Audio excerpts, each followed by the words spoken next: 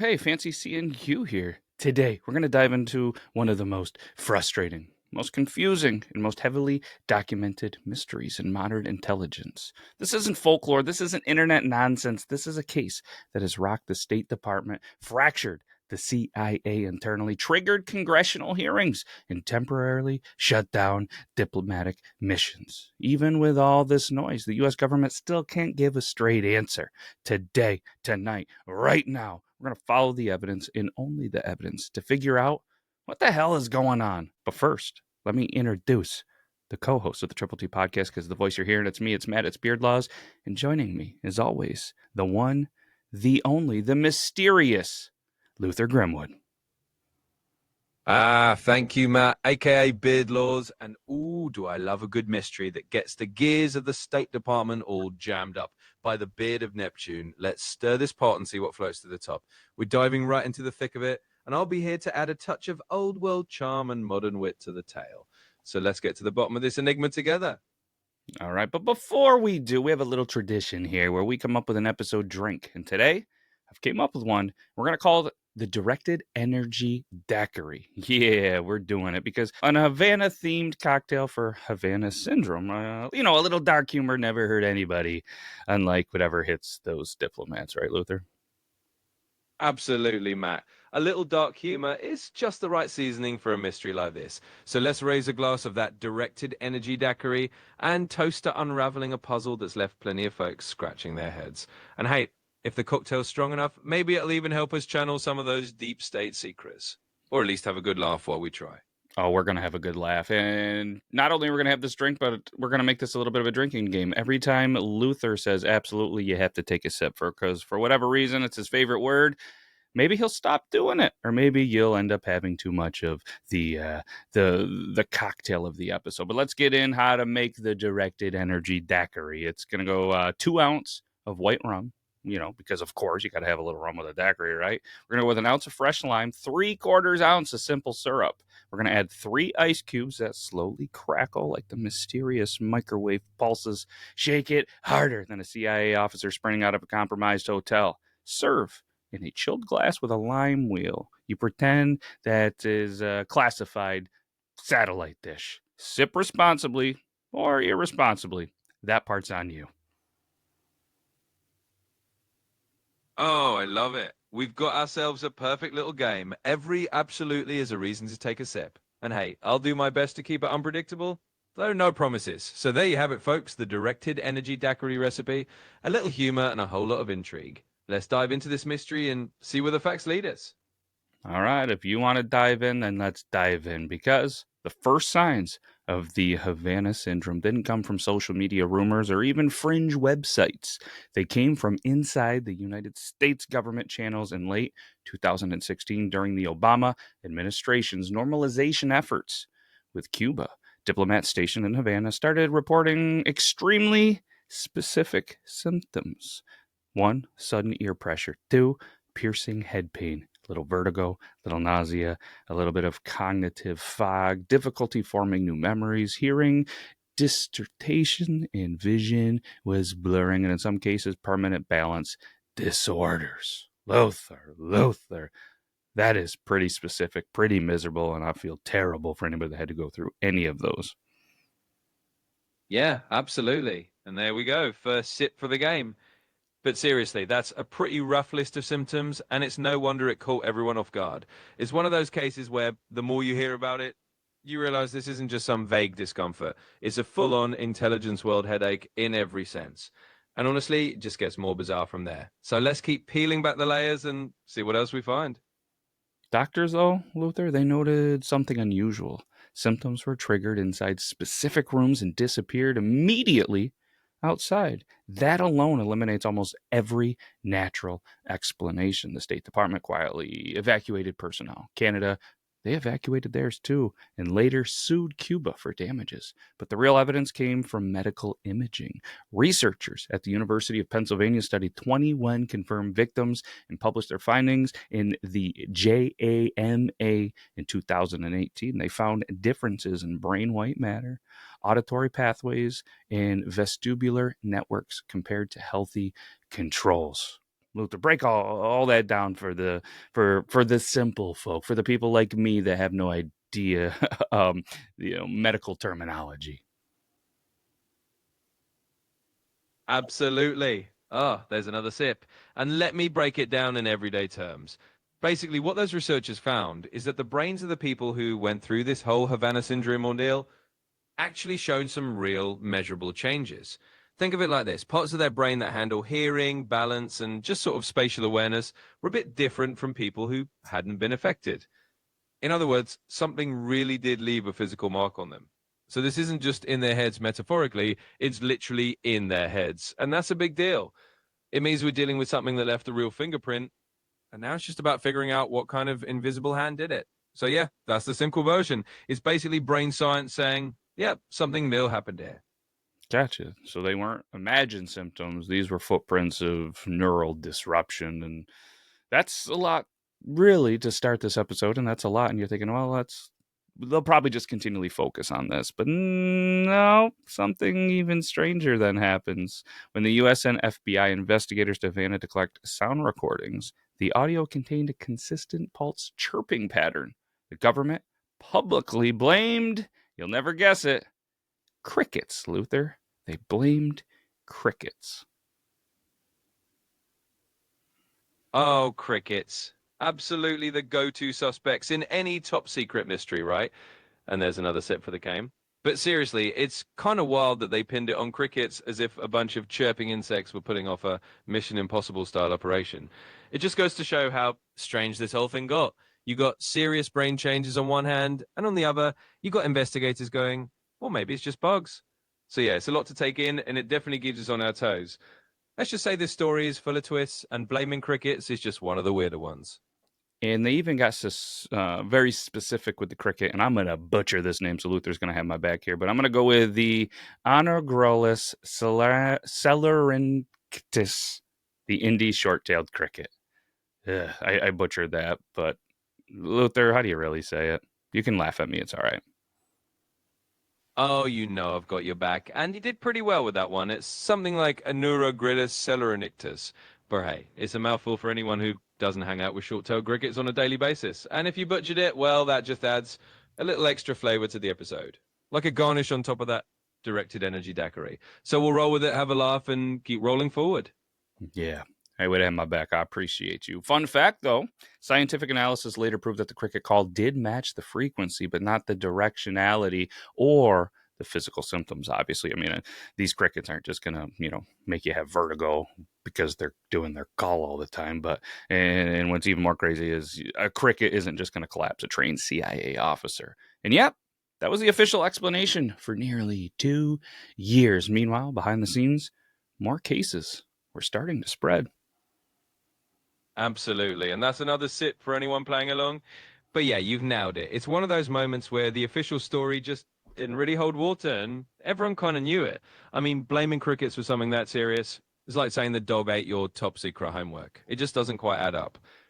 And of course, behind the scenes, the situation was getting more and more complicated, with more people reporting symptoms and more questions piling up. So it's definitely one of those cases where the truth is stranger than the first explanation, and it just kept evolving from it. And here, Luther is where the story leaves mysterious and enters concerning as hell kind of mode. Because the moment Cuba, in their cases, started to leak, the intelligence community started combing through older incident reports and found earlier cases that looked pretty similar. Like the 2014 case involving a CIA officer, in Frankfurt. Then there was another one in 2015, and well, Poland. Multiple unreported issues in Georgia, not the state, the country. A sudden neurological collapse in Taipei as well. These weren't diplomats. These were intelligent officers. These were, a lot of undercover officers that were posted locations where Russia's GRU and FSB were operating aggressively. Absolutely. Oh, and there we go again. Another sip for the game. But yeah, now we're really getting into the part where it stops being just a weird anomaly and starts looking like a genuine intelligence nightmare. When you start connecting the dots and you realize these symptoms weren't just popping up in Havana, but in places like Frankfurt, Poland, Georgia, and Taipei, basically hotspots where undercover officers were working, you realize this is no ordinary mystery. It shifts from a weird puzzle to something that sounds a lot more like a covert operation or a shadow conflict playing out in the background. So yeah, it's not just concerning, it's a whole new level of what on earth is really going on here. And that's where the plot thickens. Oh, and boy, does it thickens like your grandma's tapioca pudding on a Sunday afternoon after her football team is really losing terribly. Anyways, that was a terrible one. Then, Luther, 2018, there was a cluster in China. 11 confirmed cases, including family members. Symptoms occurred in multiple U.S. government-owned apartments. One of the victims, Mark Lindsay, a security engineer, reporting hearing what he described as a massive pressure, almost like being hit with a beam. Another victim's toddler suffered sudden balance issues and speech regression immediately after exposure. The CIA response? They pulled out nearly their entire station. You don't evacuate a CIA station over crickets. And then Luther, Vienna, and not the sausage. Between 2020 and 2021, over 24.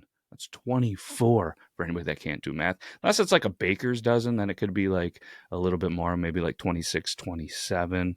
Not 6, 7, 26, 27.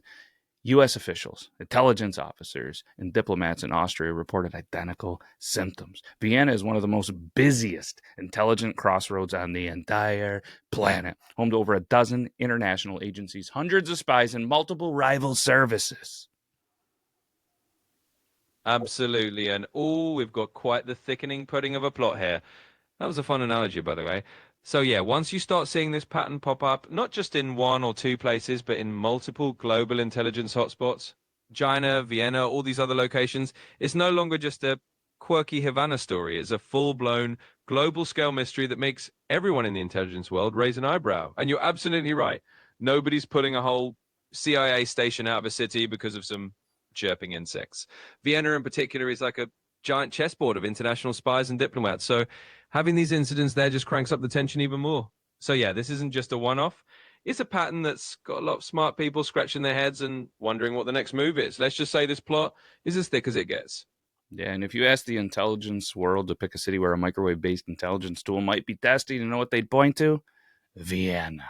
This wasn't random. This wasn't systematic. And then it hit home. 2019, 2020, White House staff walking near the Eisenhower Executive Office building next to the West Wing reported sudden neurological symptoms. The location is one of the most secure, the most monitored, most surveilled pieces of real estate in America. And if Havana Syndrome can hit there, that means someone has technology capable of bypassing the best defenses America has. And we're not talking the Pittsburgh Steelers defense. We're talking our own technology. Absolutely, and that's a sobering thought. And yes, another sip for the game. But you're spot on. Once you realize that this sort of phenomenon reached right up to the doorstep of the White House, it's no longer just a game of international intrigue. It's a real wake-up call that someone out there has a capability that can slip through even the tightest security net. And like you heard, we're not talking about a football defense here. We're talking about the cream of the crop in national security. So the fact that it could happen on that turf is a whole new level of this is serious. It means we're looking at a technology or a tactic that can reach right into the most fortified places, and that's a whole new ball game. So, yeah, it's not just a thickened plot; it's a pretty eye-opening one. You aren't kidding. And then when the National Academies of Science concluded that pulse radio frequency energy was the most plausible explanation, scientists, they didn't gasp. They nodded, because the physics has been known for decades. The Frey effect, which was discovered in 1961, shows that microwaves can create auditory sensations in the brain without sound waves. You don't hear it with your ears. You hear it inside your skull. That effect, that discovery has been why I haven't wanted a microwave in my house ever. Ever. But the wife and the kids, they won that battle. Absolutely, and there we go again, another sit for the game. But yeah, you've hit the nail on the head. When scientists heard pulsed radio frequency energy, they didn't have to invent something new. They just kind of nodded along like, yeah, we've known that's possible for a long time. The Frey effect is one of those fascinating little quirks of physics that's been around for decades.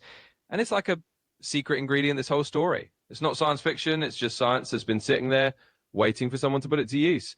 And I totally get not wanting a microwave in the house after hearing about that, though I guess family convenience usually wins that debate. But it definitely adds that layer of, whoa, this is real to the whole story. So yeah, we've got a known effect, a known technology, and now a very real mystery on our hands. We have another one too. Remember, we might have chatted with this. If not, maybe just having a beverage. This came up. The Moscow Signal from 1953 to 1976 exposed U.S. Embassy staff in Russia to low-level microwaves for 23 years. 23 years. Then there was Project Pandora, the U.S. response. They discovered that even moderate energy pulses could alter behavior, focus, and cognitive. But then we can even fast forward to the modern era, Luther. Russia, China, and the U.S. all have classified microwave and directed energy research programs. These technologies can be used for surveillance, jamming electronics, crowd control, disrupting equipment, and, in experimental form, targeting individuals. Absolutely. And oh, there we go. Another sit for the game. You're absolutely right. The Moscow Signal is like the granddaddy of all these stories. It's proof that this whole concept isn't new at all. For decades, people in the intelligence world have known that microwaves could be used for all sorts of subtle and not so subtle things. And like you said, Project Pandora was basically the US going, hey, we need to figure out what this is doing to us. So when you fast forward to today, it's really not shocking that multiple countries have been dabbling with these technologies. They can do everything from messing with electronics to potentially messing with people's heads. So yeah, it's a lot to take in, but it's also a reminder that this mystery is built on a whole foundation of very real tech and a lot of history. And it sure makes for one heck of a story. And it sure makes for one story that's being brought up to the family again and seeing if we can get rid of the damn microwave in our house. Who do you think's going to win that battle, Luther? Oh, that's a battle for the ages. And I'd say the smart money is probably on the family wanting to keep the microwave around. But hey, you've got a good case now. You can pull out all these wild stories and say, see, it's not just me being cautious. It's a real thing. But at the end of the day, convenience usually wins out. Still, definitely makes for a fun family debate. So good luck with that one, and may the best argument win. Yeah, we both know I'm losing that one. But either way, when the investigative journalist at the Bellingcat tracked GRU Unit 29155 hike, the same Russian unit behind poisoning and covert ops, they found something pretty chilling, Luther. Unit members were in the same city, sometimes the same neighborhoods, where U.S. officials reported Havana Syndrome symptoms. Georgia, confirmed GRU activity. Frankfurt, same thing. Guess what? Vienna, same thing. Serbia, you'll never guess what?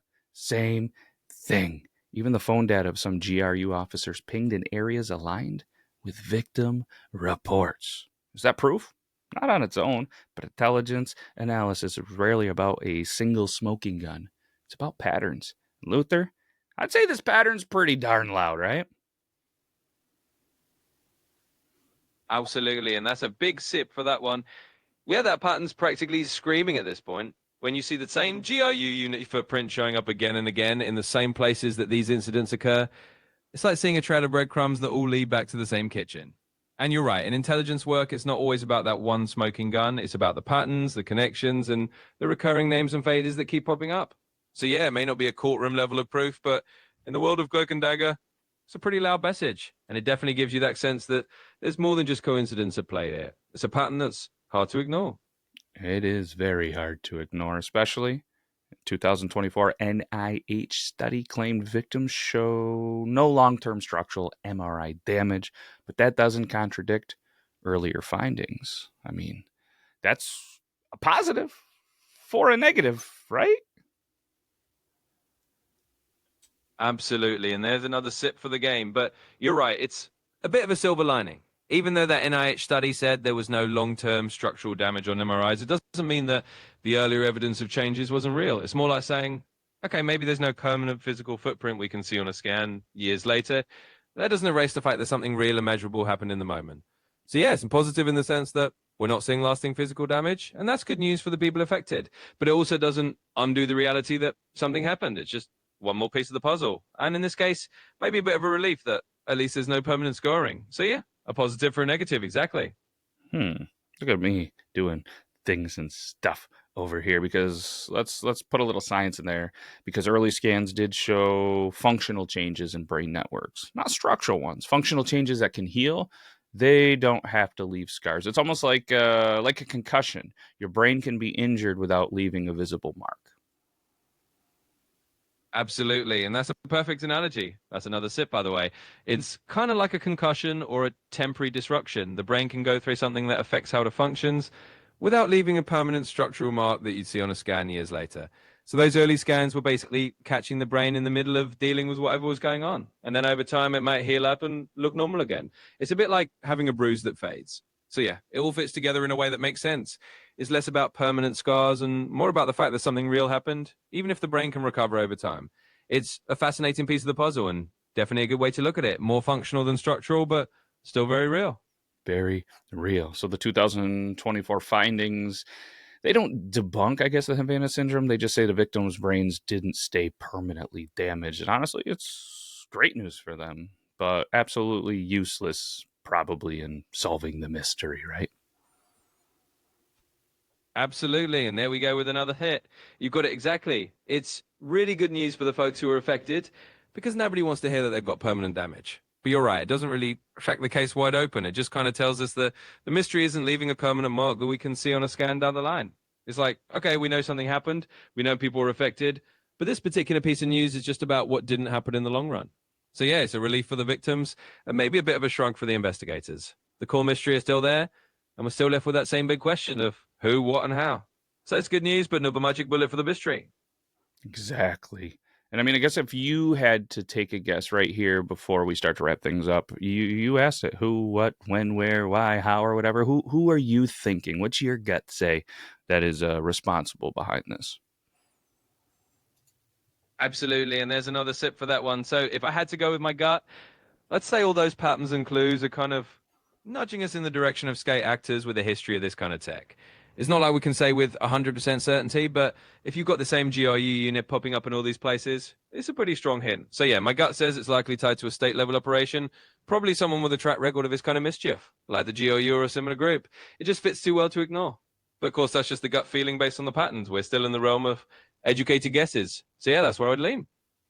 Hey, that's pretty decent, but let's talk about the first official task force was actually then thrown together by the State Department. And let me tell you, calling it a task force is pretty generous because it was underfunded, shocker, understaffed, weird, and so embarrassingly slow that victims called it the ghost office. But then, Luther, there was a whistleblower inside the department said leadership treated the entire situation like an inconvenience during election season.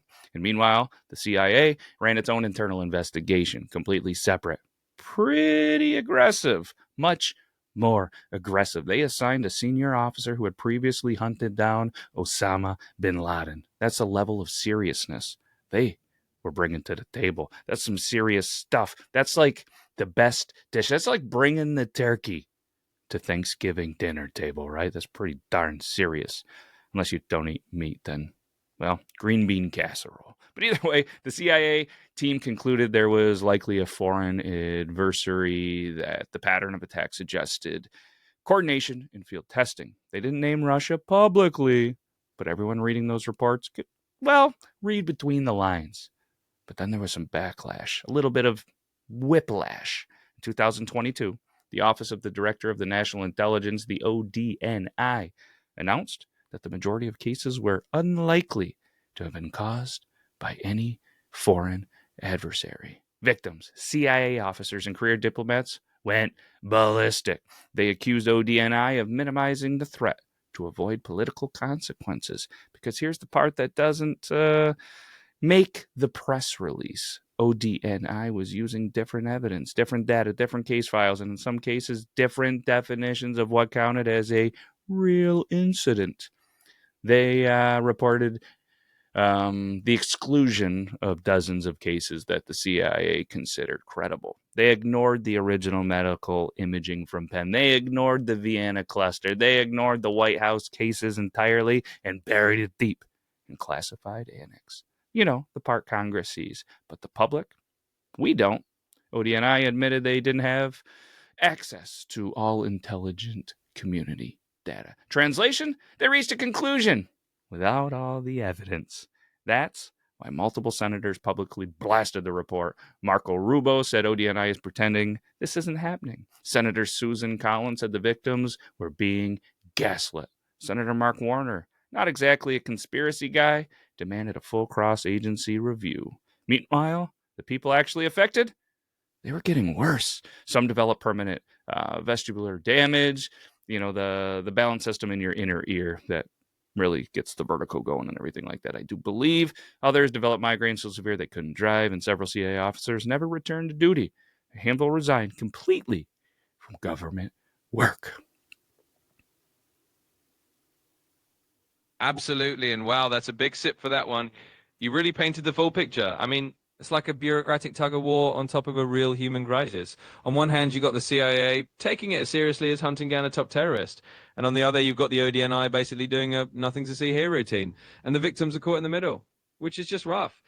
It's no wonder senators and a whole lot of other folks were calling it out. I mean, when you have people who actually live through it deal with long-term health issues and you've got reports being downplayed, it's a recipe for a lot of frustration. So yeah, it's definitely one of those situations where the truth gets tangled up in politics, and the people who actually suffer are left waiting for real answers. It's a tough spot, but it does show just how complicated and messy this whole situation is. Yeah, and then in 2023, several victims sued the federal government for negligence. Their argument, the government knew this was real. They knew that they were in danger and downplayed it anyways. During discovery, attorneys uncovered something a little bit startling.